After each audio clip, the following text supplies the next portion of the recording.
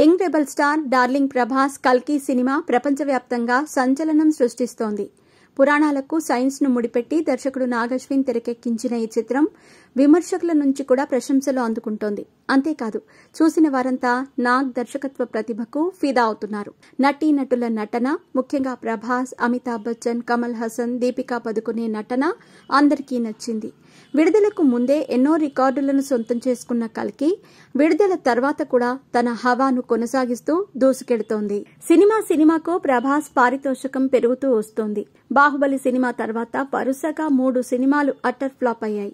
సాహో, రాధేశ్యామ్, ఆదిపురుష్ పరాజయం పొందినప్పటికీ క్రేజ్ మాత్రం ఎక్కడా తగ్గలేదు.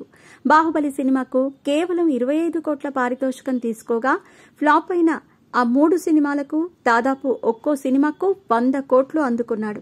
దేశవ్యాప్తంగా ప్రభాస్ ఒక్కడినే టాప్ హీరోగా ఏకగ్రీవంగా అందరూ ఆమోదించటంతో వీటి తర్వాత వచ్చిన సలార్ సినిమాకు 120 కోట్లు అందుకున్నాడు. మరి కల్కి సినిమాకు 150 కోట్లు తీసుకున్నాడు.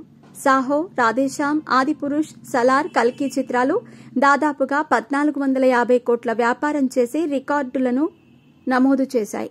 పారితోషికంతో పాటు కొన్నిసార్లు లాభాల్లో వాటా కూడా డార్లింగ్ తీసుకుంటున్నాడు.